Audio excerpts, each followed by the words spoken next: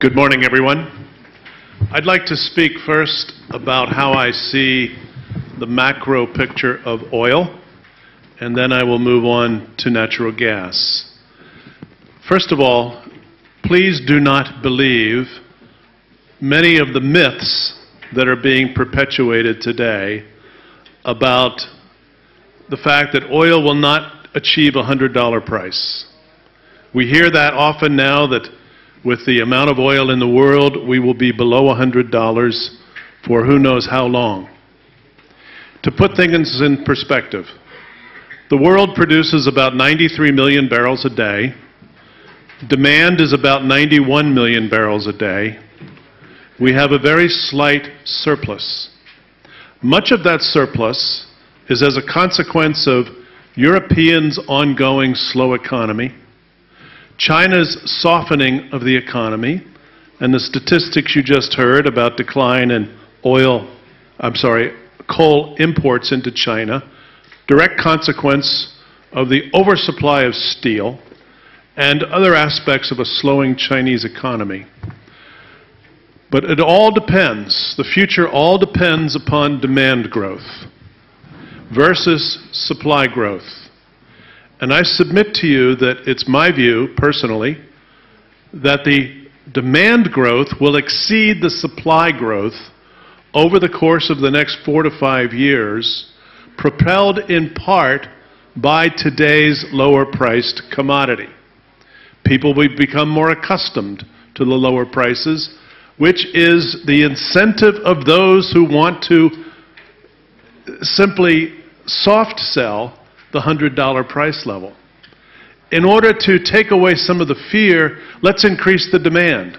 So there is an effort underway to increase the demand, but keep in mind this demand increase, some would project 100 million barrels a day by 2020, 2021. That's up from 93. People from the industry like myself would say, where is that 7 million barrels coming from? We don't know. There are areas of development. Yes, Brazil has great promise, and some would say always will, because of the difficulty of producing those huge reserves in the pre-salt in Brazil. With the very hot and very caustic conditions that exist, operating production fields is very difficult under those conditions. There's East Africa, there's West Africa. Yes, great promise, and that promise will be there for a long time. But there is no infrastructure, there is no human capability, and there is no rule of law, so to speak, with respect to developing those huge assets. Then there's the traditional Middle East. Well, some would say the word traditional Middle East doesn't fit anymore. Because what happens if ISIS moves into the southern Iraq oil fields? Those oil fields essentially shut down quickly because no one works there. What happens in the Iran-Saudi Arabia dispute in ways in which the Straits of Hormuz remain threatened and 25% of the world's oil supply daily becomes at risk? What happens in Russia if low-price oil continues and the Russian oil companies can't continue to produce because they simply don't have the cash, because the ruble is not worth what it used to be and they pay their bills in dollars? And what happens in the American shale, where the American shale has been called a transformation? And yes, indeed, in the short term, it has transformed U.S. production, up from about 5 million barrels a day in 2007 to about 9.2, 9.3 million barrels a day more recently. That is a huge transformation. But when you look at the decline rate of shale formations, and you look at the decline rate of existing reservoirs around the world, you're into a subject that no one ever talks about. The decline rate of traditional oil reservoirs averages 4 to 5% per year. 4 to 5% of 93 million barrels looks to me like 4.5 to 5 million barrels a day that simply disappear. Decline rates in the oil shale fields run 50% per year. So if you've gone up from 5 to 9 point something million barrels a day, and you lose half of that production from shale every year, that looks like you'd better be drilling as rapidly as you can, except for the fact that with the recent downturn in oil prices, more than 1,000, rather closer to 1,100 drilling rigs out of 1,600 oil rigs and another 200 gas rigs have shut down. Over 1,000 rigs simply shut down in the U.S. That is not rapidly replacing the 50% decline rates of existing production wells. So, in my opinion, we are looking at the topping out of supply about this time of the year in terms of global and North American production. And we will see through the balance of this year a steady decrease in supply because of the decline rate, which no one likes to talk about. And I've pursued EIA, I've pursued multiple other institutions that follow oil. And the reason there is very little knowledge about decline rates is a secret within the industry. Within the industry, it does nothing to advantage a company to describe its decline rates to public investors or to stakeholders of state oil companies. Nothing to describe decline rates, because you work against them all the time. You try to displace the decline rate with new production. But I'm suggesting that at these prices, it's very hard to replace new production, and so the decline rate begins to take effect. That's point one. Point two, the rise of the international degradation of relationships around the world puts us from an oil perspective in an even different, newer age than we've seen in a very long time. And it is the age of what I would refer to as independence. You're on your own. No one's going to help you. What does the community of nations mean? I hear the word partner thrown around loosely. Partners who disagree with each other, who can't agree on common defense, or who can't agree on the commonness of issues, aren't going to come to one another's rescue in difficult times. It's incumbent upon the United States of America to become more oil independent, because it still relies on nearly 7 million barrels a day of imports.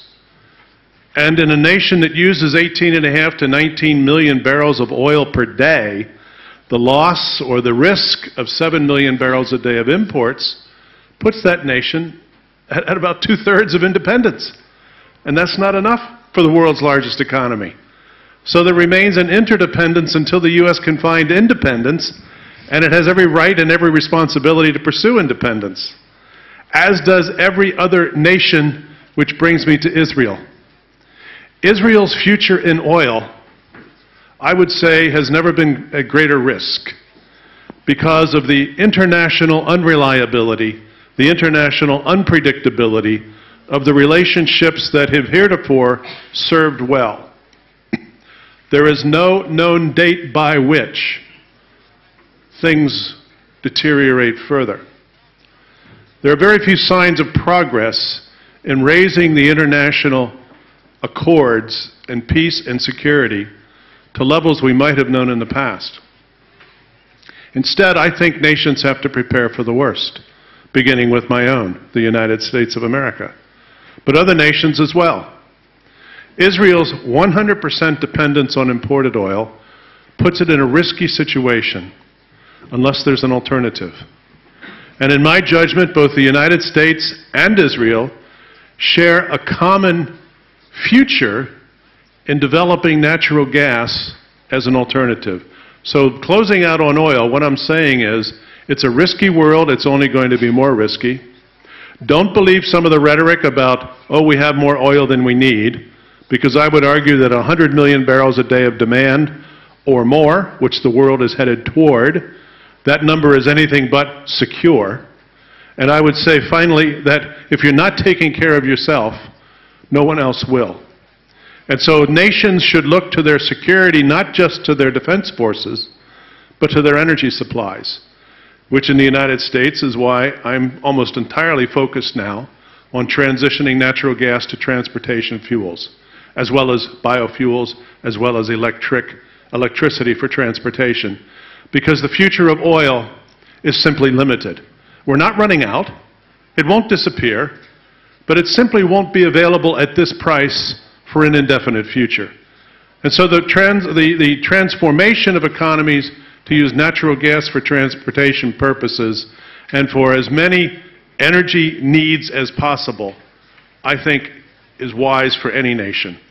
And as a consequence of that, and I'll stop on this point, I think that the development of the natural gas resources in the Eastern Mediterranean are essential to this region, essential to Israel, and the next step in that process, while you are sorting through and settling out how to manage natural gas as a commodity within the country and as a commodity to work with neighbors in terms of their futures in conjunction with your future, after working out the mechanics of that, then getting on with the infrastructure, the critical needs of the infrastructure to now use natural gas for transportation and to displace oil as an ongoing opportunity.